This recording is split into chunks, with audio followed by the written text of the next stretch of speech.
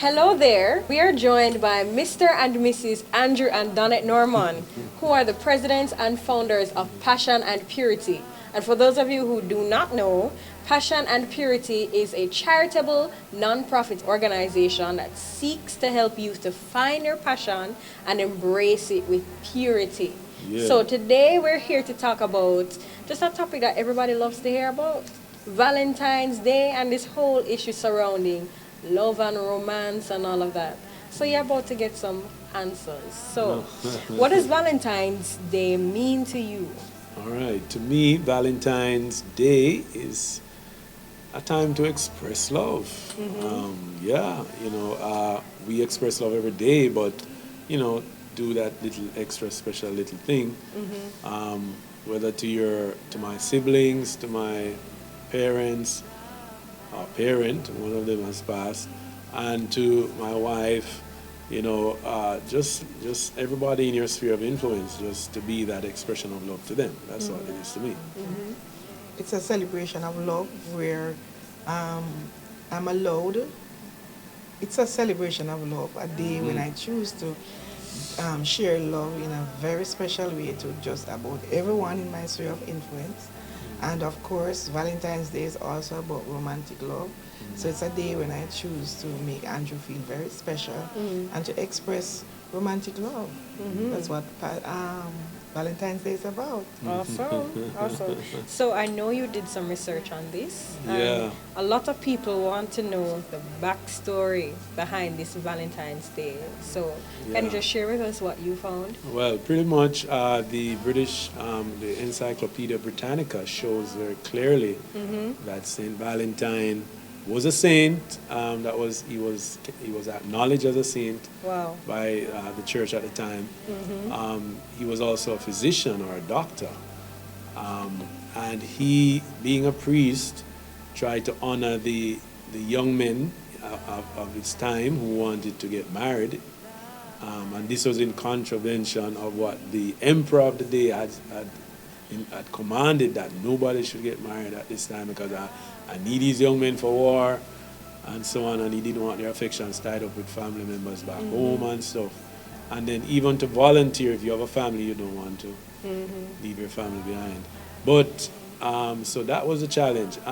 What also really blessed me about St. Valentine is that he didn't just trust in his medical skills, because his jailer had a daughter who was blind, and he prayed for her and she received her sight.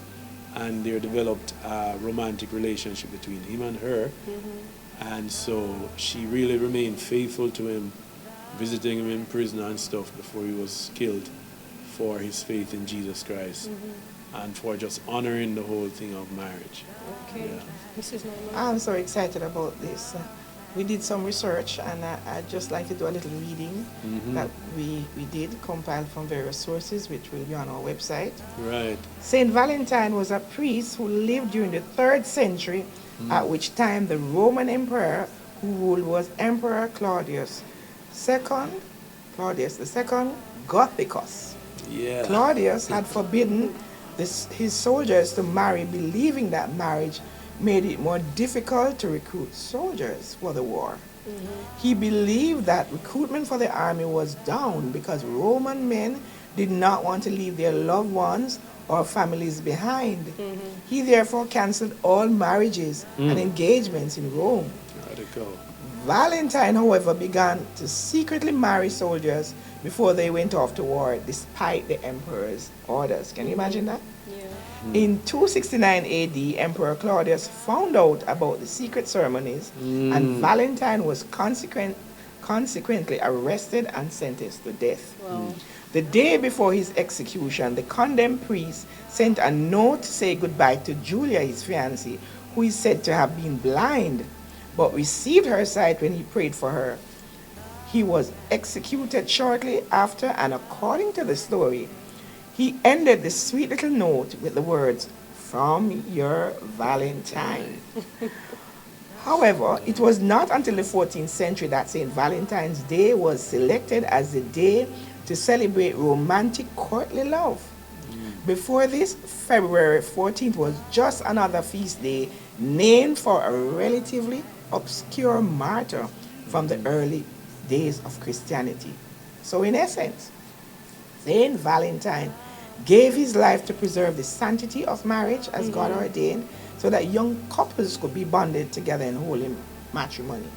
It is indeed a sad reality that such a beautiful story of love and sacrifice could be lost in the midst of so much commercialism and sensual expression of love. Yeah.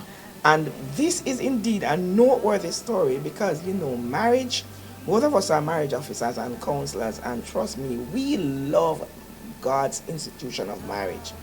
And we count this a very noteworthy story and celebration of marriage between a man and his wife, because this is a type of Christ and the church, as we see in the book of Ephesians 5, verse 25 to 32. So with all of this research, and we did this some years back, but this time we felt the impression of the Lord to bring it back. And Passion and Purity is saying to young couples, older couples, young people, everyone, that God is a God of love, and St. Valentine, he paid the price, and therefore Valentine's Day should be a day when we express love within the boundaries that God has set. Yeah. I believe so. Okay, that's a beautiful story. We know that a lot of young people tend to feel dejected when they don't have a romantic partner to celebrate Valentine's Day with. Right. And there are a lot of teenagers at that who are very excited about the romantic aspect. So within your sphere of your pastors, and you have experienced young people who have the same issue, what would be your advice to young people who have the question, can I still celebrate Valentine's Day? What if I don't have a romantic partner, a boyfriend? Girlfriend. Yeah. Right. So what would you say to them? Well, even as it relates to teenagers in particular, I am, Passion and Purity conferences, this is one of the hardest counsels, this is one of the least followed counsels I find. When we say to young people, do not have a secret relationship, or just whether young or old, because we are seeing older people get hurt, we're seeing young people get hurt, and your teenage years should be the most exciting time of your life, but it's not going to be exciting, especially now with all of these social media. People are into all kind of secret relationships. There's a young man I spoke to just a couple months ago, about 2 months ago, who was in this long-standing secret relationship with this female, and it was weighing him down. He was under a lot of stress. He couldn't really deal with it, because a lot of times these situations are supposed to be dealt with in a group setting, where you can really relate to people and really get to know them, and so there's a lot of pain and a lot of hurt and a lot of disappointment because people are not dealing with relationships properly. But when it's done properly, it can be the most beautiful thing.